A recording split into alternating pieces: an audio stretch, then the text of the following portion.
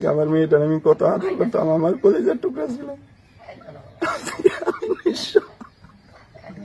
আমার একটা মাত্রই সন্তান, আমার জীবনে যেটা আমি ভালোবাসতাম আল্লাহ আমার নিয়ে গেছে।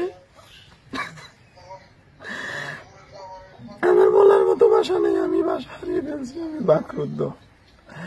আমি এটা কখনোই আশা করি না সরকারের। আমি মনে করি সরকার যাতে ভবিষ্যতে এই ধরনের কোনো হঠকারী ভুল সিদ্ধান্ত না দেয়। এত বড় একটা বাহিনী কিভাবে এত বড় একটা ন্যাক্কারজনক ভুল সিদ্ধান্ত দিল? এই ভুল সিদ্ধান্তের জন্য আজকে কত পরিবার নিঃস্ব। আমি তো সেই হসপিটালে ঢাকা মেডিকেলে শেখ হাসিনা বার্নিনুটে গেছি, সিএমএসে গেছি, বাংলাদেশ মেডিকেলে গেছি। সেখানে মানুষের যে শরীরের পুরা অংশ কি বিভৎস, 90% 95% পুড়ে গেছে। তারা কি করে বাঁচবে? ছোট ছোট বাচ্চা, তাদের কেউ নাই, তাদের গার্ডিয়ান এখন পর্যন্ত আসেই নেই।